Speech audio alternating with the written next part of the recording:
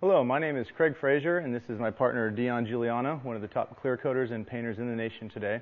And together we own the company Cal Concepts Air Syndicate. Our video today is based on clear coating on custom graphics. We're going to show the ins and outs of how to do specialized clear coating as well as large-scale clear coating on flat surfaces as well as curved surfaces.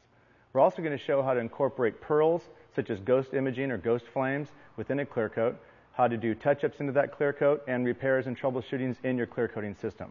We're going to cover the equipment and the materials needed to produce the best custom clear coat you've ever done. Before we get started, I'd like to talk a little bit about the materials we're going to be using today. We're going to be using the House of Color base coat, clear coat, urethane system. I'd like to start off first with the pearls. We're going to be using pearls for effects and graphics today. And then we're going to do some flat panels with some flake. And then we're going to use some KK in the SG100, which is this is a concentrated candy. The clear we'll be using today is the UC35, which is one of the finest high solids in the world. Then we're going to go to the shimmerins, and the shimmerins we'll be using for different effects and techniques. The UK candy is what we'll be using today also, and that's a catalyzed candy. And we'll be using the RU311 for the reducer due to the temperature. We'll also talk a little bit about mixing, how important it is, because without mixing these products perfectly, we're going to have a problem. We're going to talk a little bit about safety today, air masks, chute suits, and fresh air systems. And then these will be the guns that we'll be using today. We're going to do all the different techniques with all these materials with these guns. So let's get started.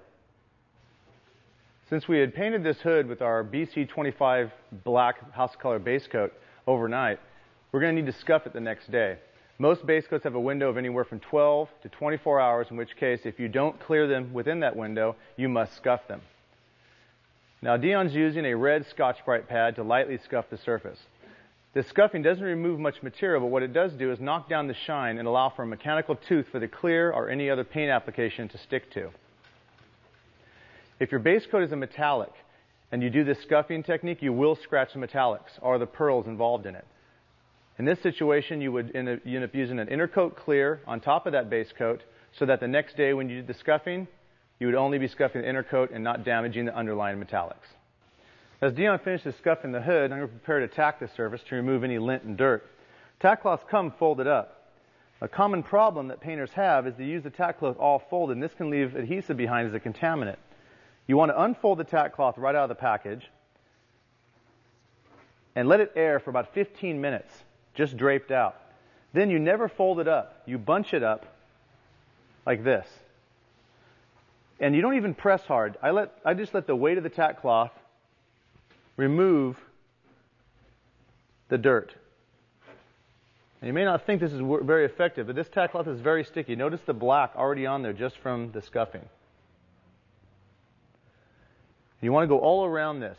This takes not only just the scuffing dirt off and some of that stray black paint and overspray, but also any dust and dirt from the booth. Now that Dion's got the hood all prepped and ready, I'm going to start laying in some flames that we're going to do some marbleizing and purling on for some effects underneath the clear. The layout tape I'm going to use is 3M 1/8" blue fine line tape. This is a vinyl tape that curves really nicely around corners and is excellent for freehand layouts. Find the end of the tape, and the way you work it is you basically set up an anchor and you pull the tape along in the design. I'm going to anchor it right up here, and since it's flexible, it'll make a nice curve as I come around and go all the way down this logo. Now that squeak you hear is basically just my finger along the surface. Then starting again, I'll come up from the top, and I know I mentioned I was going to do a flame.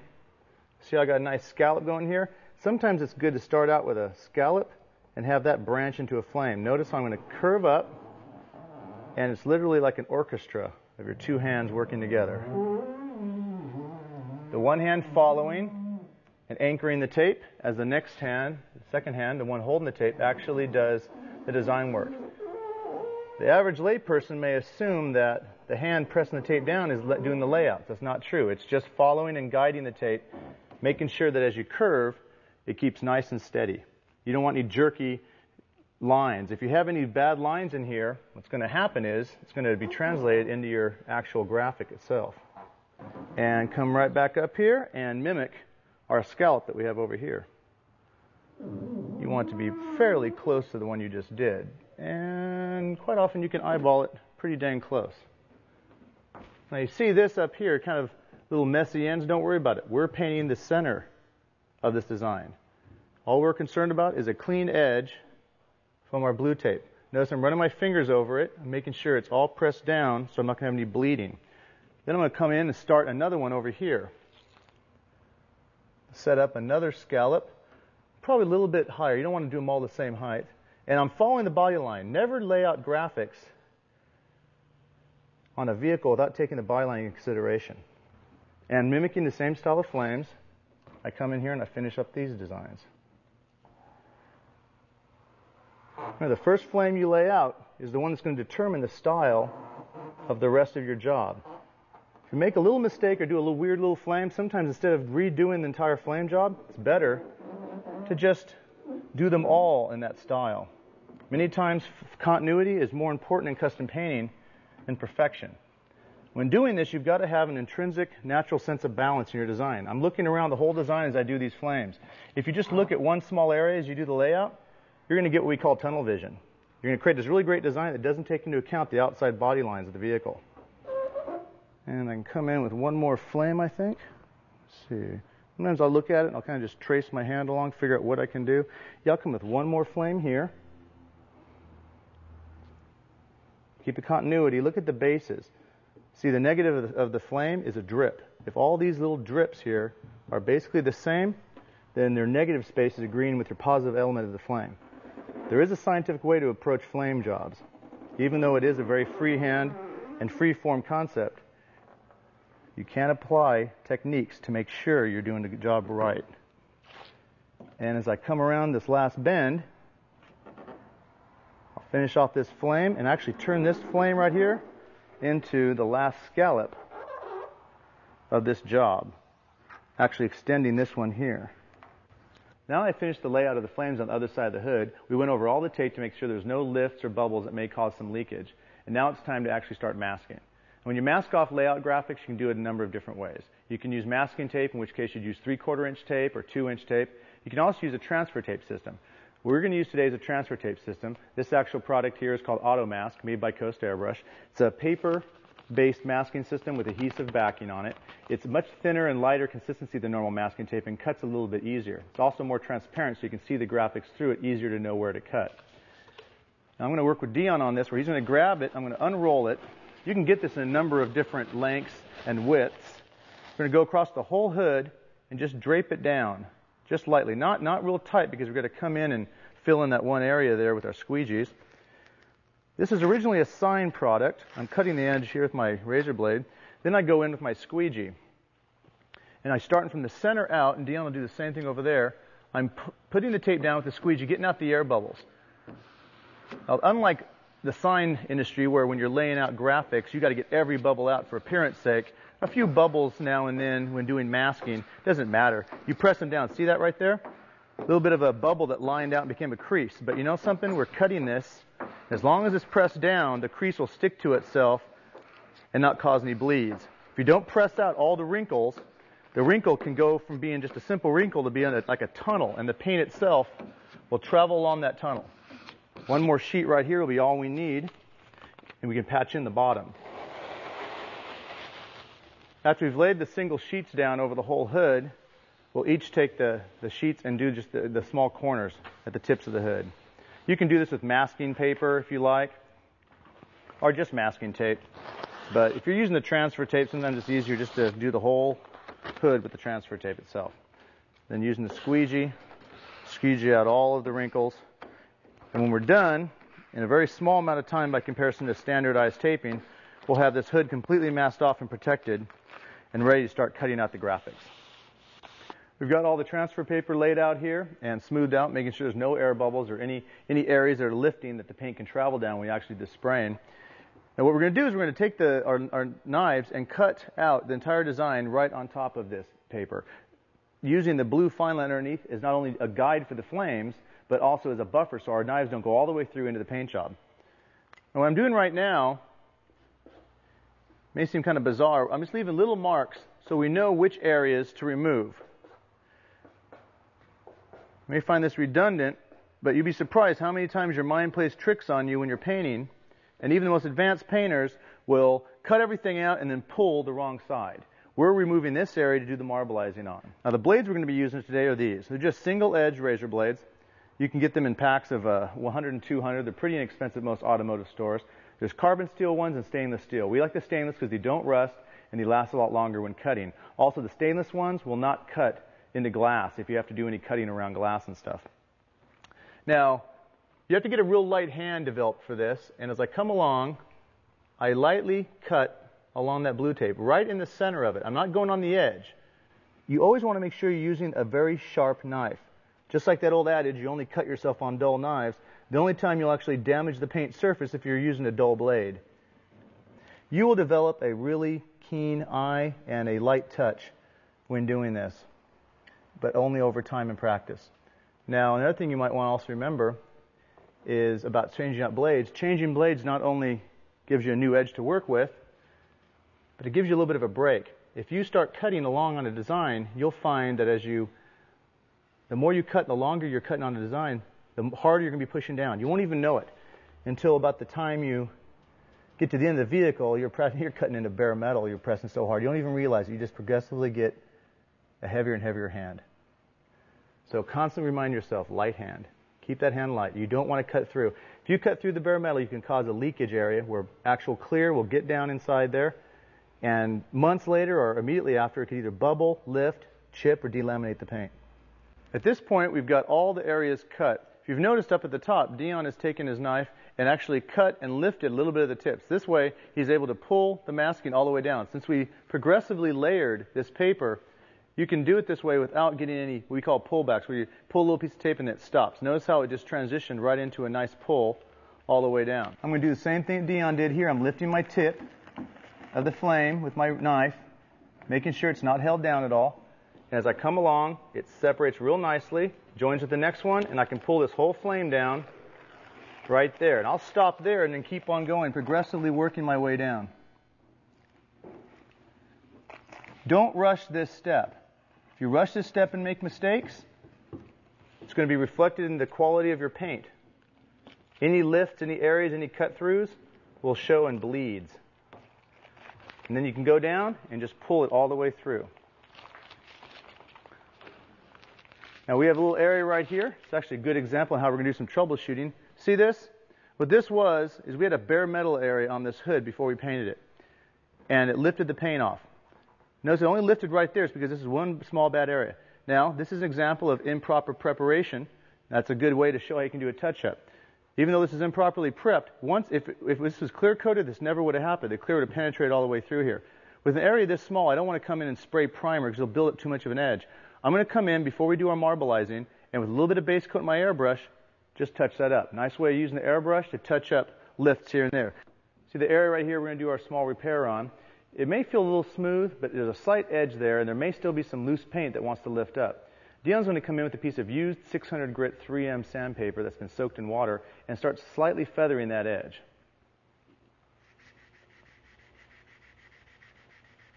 If I went ahead and did the touch-up without sanding, you would see that feathered edge right there, and there would still be the danger of some of that paint lifting later on.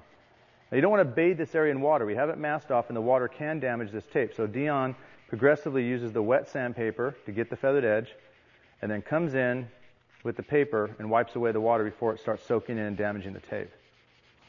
Get any last bit of water off of there. Any water down there first is going to cause delamination of the paint later. Do a little test spraying on the side with my airbrush there.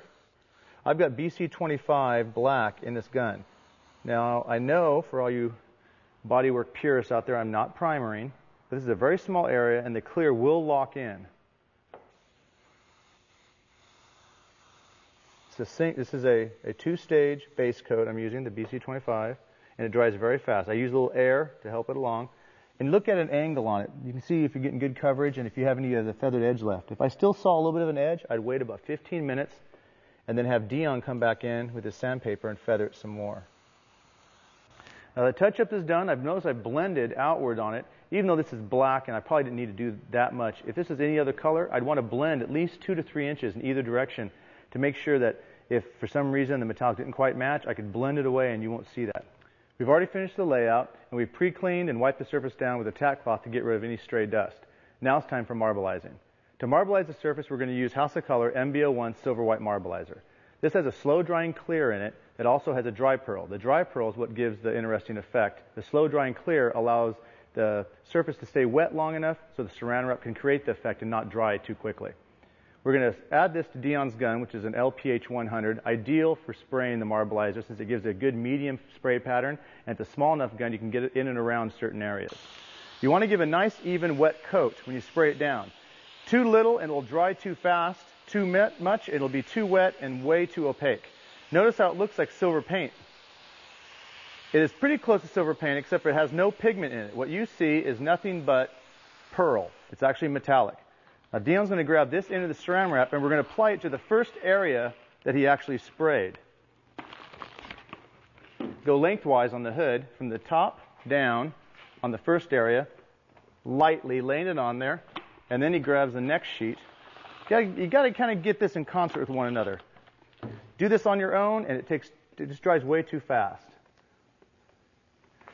Now, I could leave it this way, but what I'm going to do is I'm going to come in and use my hands to manipulate and spin different areas.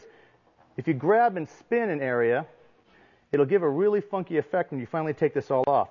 If you pull it off while it's still wet, that gives you a certain, almost a liquid plasma look. If you wait till it's dry and you lift it, it actually shreds the marbleizer itself and gives a ripped effect. How you like it is basically just about experimentation. Play around with it. Have fun with it. If you don't like it, when you do this, you yank this off and you're like, oh, that's not the effect you wanted. You can always come in and wipe down with pre-cleaner. This is not a very, very structurally strong material. It comes off instantly with pre-cleaner, sometimes even soap and water. So you want to be real careful once you apply it. If you like it, don't be wiping the surface down with anything to clean it because you'll probably remove the effect.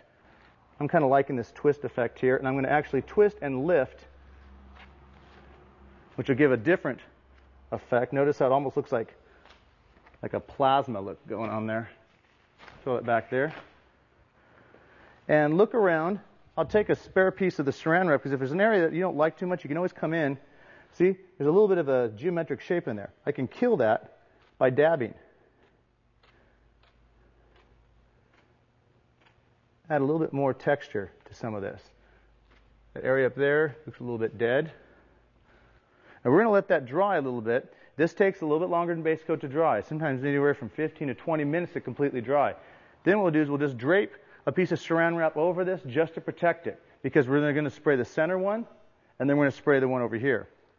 As a matter of fact, if you want to do different effects, you can. I'm going to do this one the same on this side, but in the center, let me show you another technique you can do. Dion, hand me the gun right now. I'm going to show you an interesting way of applying saran wrap. Actually, I'll have Dion spray it for me.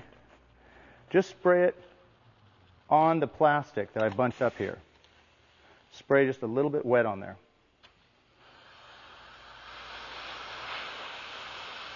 Okay, that's enough. Once you get it applied wet to the plastic, you can do what's called wet application, where you're not spraying it on, you just use the bunched up rag, or not rag, but saran wrap. And you come in, that's a little bit too wet, so I'm going to bunch up some more.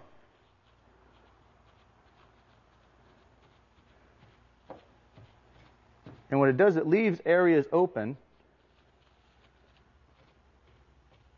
that are completely black. Even with the marbleizer over here, when you use the saran wrap effect, even though it removes a lot and creates a pattern, the areas that are left black still have a little bit of pearl in them. If you do it this way, you create a really interesting effect that has some areas that look absolutely blank in space, and then ones that are pearled. There's tons of ways to do marbleizing. I could use my fingers to streak it back and forth to create like a wood grain effect. Dab it. You can use a sea sponge for a certain effect. Bubble wrap makes a real interesting effect. I've even seen tin foil that's laid on top. It gives it a real weird look to it when you leave it dry, and when it's dry, you yank it off and it rips off half the marbleizer. Coming in lightly with the RG3L, Dion sprays a perimeter of pearl along the outside edge of the entire design. This is going to give a very slight ghosting effect of blue that you'll only see at certain angles. As it comes up to the tips of the flames, Dion's going to get heavier on the tips, so the tips will jump out and really stand out. Heavy amounts of pearl on the tips will give a real nice effect when the light hits it at certain angles. Notice as he sprays, he is aiming the gun slightly away from the base of the flames. This prevents any overspray from floating back down and getting pearl in the center of the flame area. Since this is a pearl effect, if you apply too much, not only will it dominate the scene, but too much pearl will damage and cover up all your marbleizing. At this point, we're going to start unmasking the flames. Now you can wait until the clear is completely dry, that SG100 the pearl was in, or you can start unmasking when it's still slightly tacky. The benefit to unmasking before it's completely dry is that the edge that is normally formed when pulling the tape away will actually bend down and create a softer edge that will be easier to pinstripe. Always mask away from your graphic. This will prevent peelbacks or the tape accidentally hitting and leaving marks in the semi-dry paint. Because of the weakness of the marbleizer, any pre-cleaner wiped over the surface can remove some of it. But the nice thing about doing that SG100 Intercoat Clear Pearl around the edge is that gives the marbleizer near the edge some extra strength. So you can actually come in and wipe right along the edge with pre-cleaner and not have any fear of damaging the marbleizer. Be sure to get every bit of the blue fine line tape off of the graphic. Any small trace will cause problems later on in the clear. Even if the clear buries it, this tape will work its way through the clear. As you notice, the blue fine line is coming up in separate strips.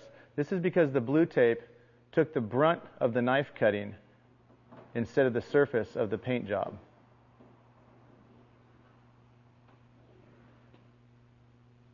It is better to see your blue fine lines come up in separate strips than to see deep knife cuts into the base paint job. After the marbleizer, we've gone and cleaned the whole surface, pre-cleaned it and tacked it to get all the adhesive and any particles off after the masking. The next step is to come in and do some pinstriping.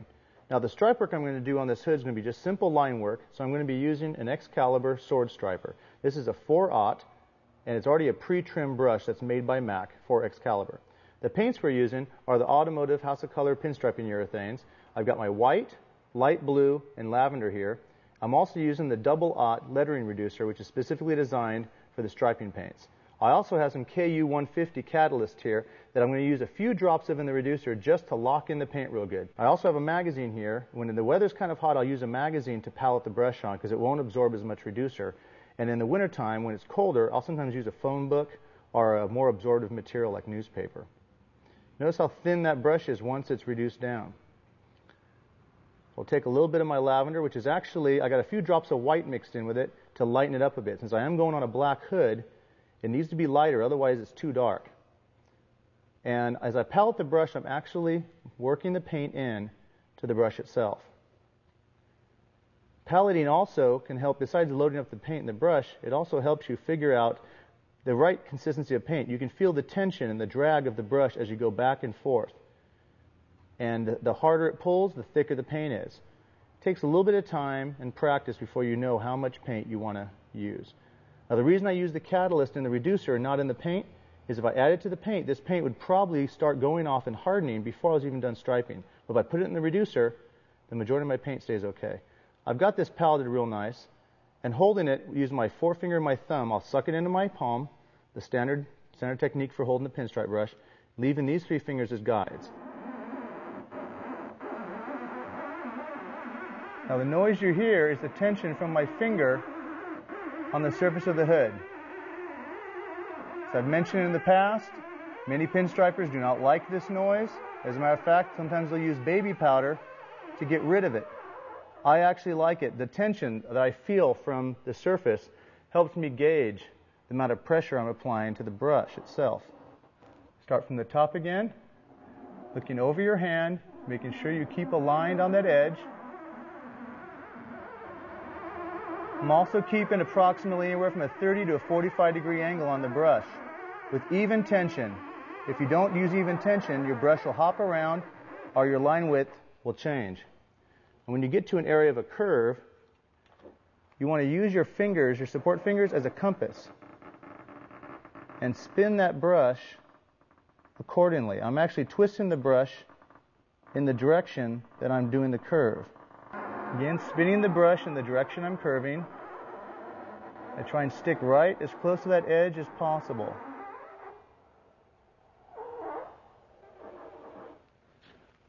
You can even push the brush if it'll help. This is called pushing, the opposite direction of when I was pulling the brush down.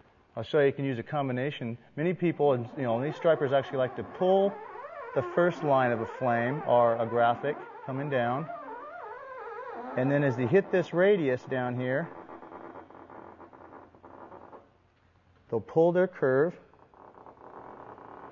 as tight as they can until it's not comfortable anymore. Then they'll come in and using the brush in a different position, we'll push it up. And many times you will have blind spots. If you have a blind spot, keep on going. You know the general direction you're going in. If you can't see your line, lift straight off. Never pull the brush when you lift it away from the surface. If you pull it, you'll end up dragging the line. I see a little bit of an edge right here I need to touch up. I didn't see it except for at an angle. I saw a little pearl kind of winking at me. Sometimes your brush will flip-flop on both sides of the line, and it missed a little bit. Notice I actually thickened the line right there, but you hardly even notice it. Matter of fact, it's going to work out really nice because I had it thicker on this side too. Notice I've already cleaned the brush out with my reducer, and I've got a mixture here of light blue with a little bit of white in it. And I've also torn off that one page, so I have a clean palette to start with. Nice thing about magazines, you keep on tearing. Now, it is kind of, there's a little bit of violet left in there, but that won't matter with the blue. Palette the brush real good. Not only is this important now just to fill up the brush like we talked about before, but also we need to eliminate as much of the violet that's left in there. And the violet will still be up close to the top of the ferrule. With the brush nice and paletted, I'm going to come in and start in on the top line. Being careful not to miss that edge. It's kind of hard because you're blindsided at first when you start striping from the top on these hoods. And as you start seeing the edge, you can get a little bit more confident and start building up speed. Remember, as you start building up speed and coming towards yourself, you're going to want to make sure you start changing the angle on that brush. And I stop before I get to the end. Reason being is, all I can see is the tip of that, and it's over striping. In other words, when I see the tip and I stop, I still got a 1/4 inch to go. It keeps on striping from the back of the brush. So I'll start from the bottom down here and then just work my way up to there. What I'm giving you here are suggestions and examples on what works for me. What works for you and your style of painting may be totally different. So you can try these techniques, or at least learn from them to develop your own. That's the key thing with pinstriping, is take the existing techniques, equipment, and materials and come up with something completely unique with the way you approach the artwork and the way you perform the techniques. As you can see, we got the hood completely striped. We're going to give this pinstriping about an hour or so to dry before we come in and do our final clear coat.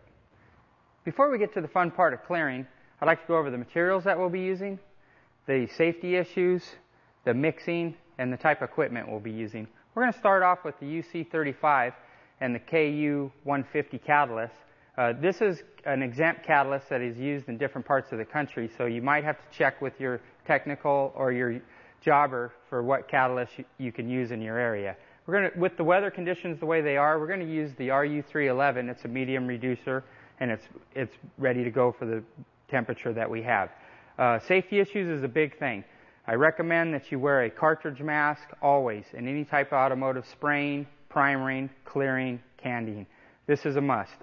Normally when I do my clear coating, I wear a complete suit that covers my face, my ears. You can wear a sock over that so you can keep every part of your body covered. Next would be the mixing. This is probably the most technical and important part of clear coating. Without proper mixing, you're going to open yourself to lots of problems. This clear here is going to be mixed at a 2:1 ratio. So my best way of mixing is I like to get these cups. They have the ratios on them. That way you can mix it exactly. If you don't like buying a bunch of these cups, they have metal sticks available. You can put the stick in a metal cup and do it that way. Don't be using Coke cups, Pepsi cups, or what have you. It has a wax element on the inside. You're just opening yourself up to more problems. Last, I'd like to get into the gun. Okay, before we put anything into the gun, always use a strainer before we mix the material and put it into the gun. What's nice about the gun that I'm going to be using today is the LPH 400, It has this little filter right here, which is your last resort of catching anything that was put into the cup. So we have first this stopper, then we have this stopper. The cup is removed and this fits right in here. Okay, now I'm going to talk about the equipment I'm using. I'm going to be using the LPH 400, which is one of my favorite guns. This is the gun that I recommend highly for doing full, complete clear coating jobs as far as automobiles, boats, jet skis, large areas. First of all, when we're going to be clear coating with the UC35, we're going to need to spray between 50 and 60 pounds. Clearing is a little bit different than candying, but if you can clear coat, you can candy coat. So we're going to be about 6 inches away from the area, okay? Here's our fluid control. I like to go all the way in and then come out 5 clicks. Depending on the weather and the conditions and the temperature and the different types of reducers we're going to be using, this will determine your fluid control. This is a variance between who's ever using the gun. I like to go all the way in and start out 5 clicks. My fan control, I'm going to adjust my fan control from the same distance I'm going to be from the panel.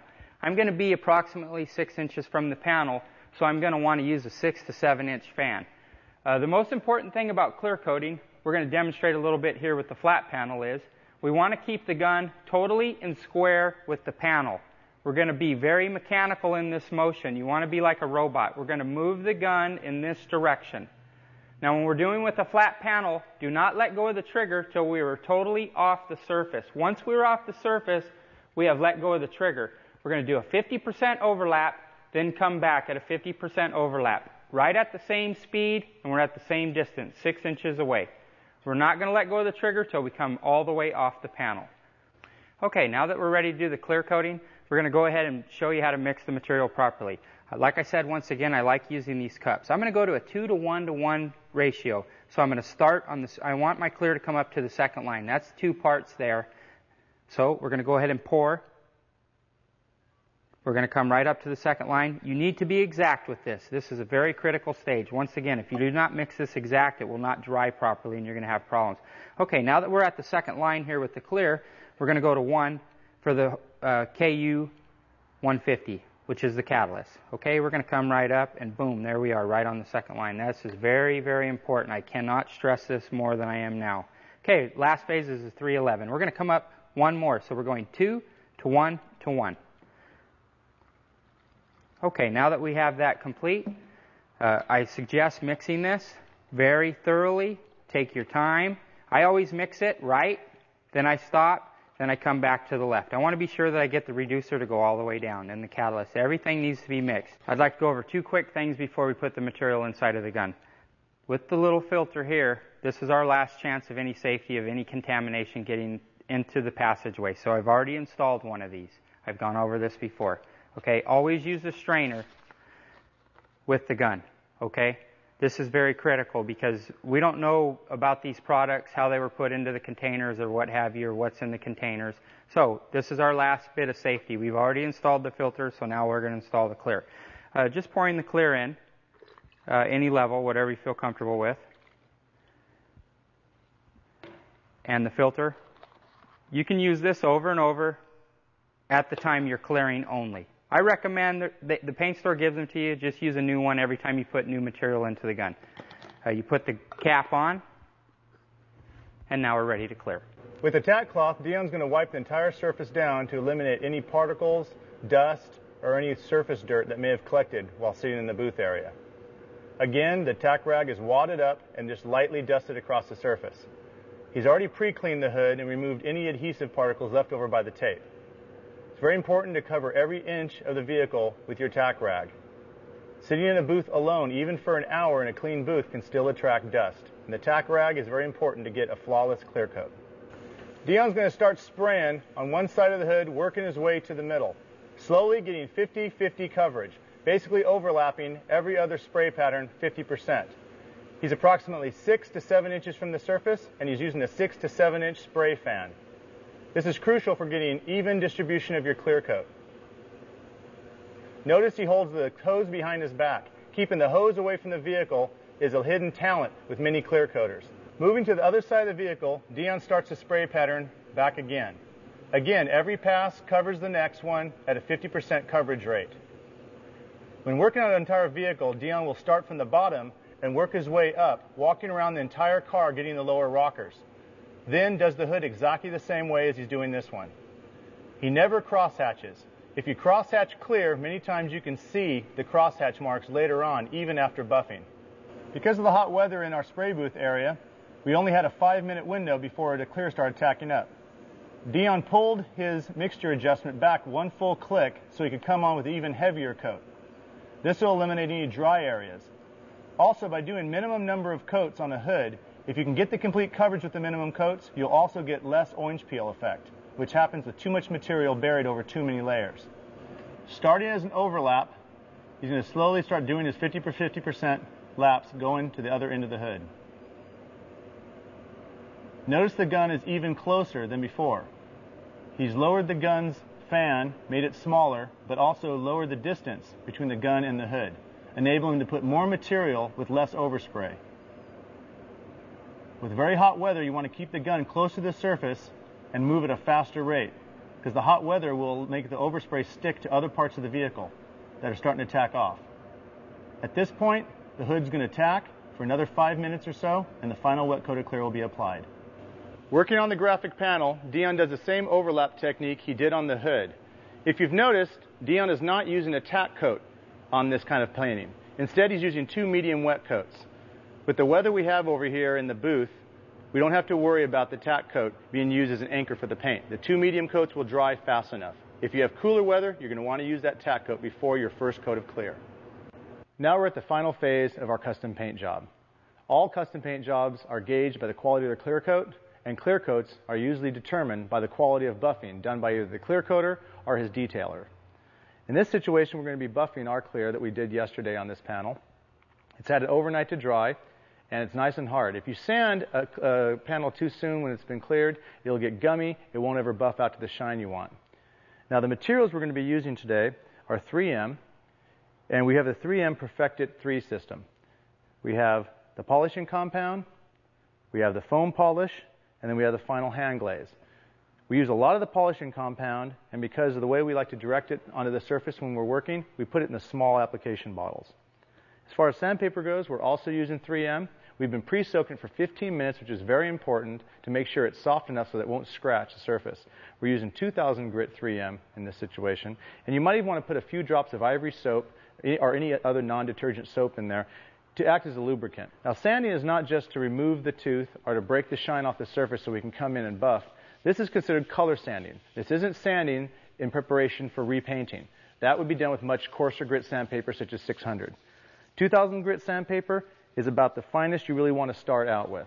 Anything finer and you're going to be spending a lot more time. Anything coarser and you can cause some scratching problems. Now, Dion's not just sanding off the shine. He's also knocking down any dust nibs or any small particles that may have gotten into the clear from the booth or from sitting. Even small bugs that get in the surface of the clear don't require completely re-clear coating the job. Sometimes you can just sand the small bug or mite out of the clear job. As you're sanding, you want to go back and forth in even strokes. You don't want to crosshatch when color sanding. Any crosshatching can sometimes cause scratches and can cause a pattern you'll see in the clear. As you notice, Dion then takes a soft rag and wipes the surface down. This is very important, not just to remove the water, but to remove any contaminants or any of the sanding residue that's left behind. Small particles of sanding residue can build up and cause scratches. Therefore, it's very important to keep the surface consistently clean. Working on a larger vehicle, you may even want to keep a hose in one hand and slightly trickle water over the whole surface in lieu of wiping it down. Now that Dion's finished sanding the panel with 2000 grit, it's time to start machine polishing. We've got our compounds right here. We're going to start out with the 3M Perfected 3 polishing compound. These are all water-based, which is superior to the old solvent-based system, which is to dry up and actually cause burning when you would be polishing with it. Dion's going to go ahead and use his machine polisher with a woolen pad. The wool pad's removable on a Velcro system. This becomes handy when you want to remove them and replace them with other pads for other types of polishing, and you don't have to bring out the screwdriver. Nice thing about the removable woolen pads is they're also machine washable. Just don't wash them with your other clothes. When polishing small panels, it's best to do it with 2 people. One to hold the panel firmly down and the other one to polish it. We also do this with tanks and helmets. Using the variable speed control, Dion is bringing the RPMs up and down according to the amount of buffing he's doing. When you're buffing, you keep the pad at a slight angle to help cut. If you flatten the pad out, it won't polish. It'll just be shifting the material back and forth. After Dion runs the polish over the whole thing with the variable speed buffer, we're going to come in with the foam pad and use the foam polish. This is a swirl remover and also a fine polish to get rid of any fine scratches or any swirl marks left by the previous buffing.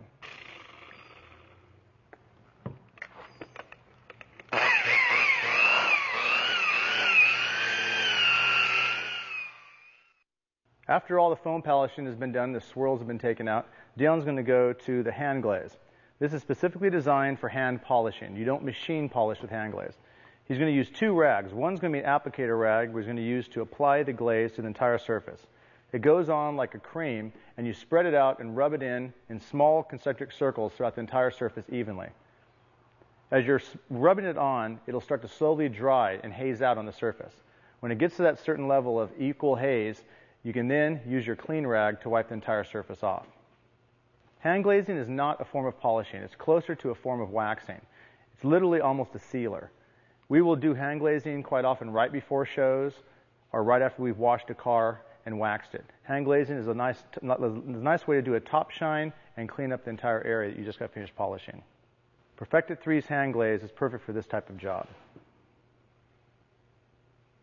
Because clear coating is one of the most misunderstood aspects of custom painting, many an excellent paint job goes unnoticed because of poor application. I hope this video has helped clear up any problems concerning techniques, application, or equipment usage in custom clear coating. So from Crэг Fraiser and Dion Giuliano, Cal Concepts and Air Syndicate, thank you for watching.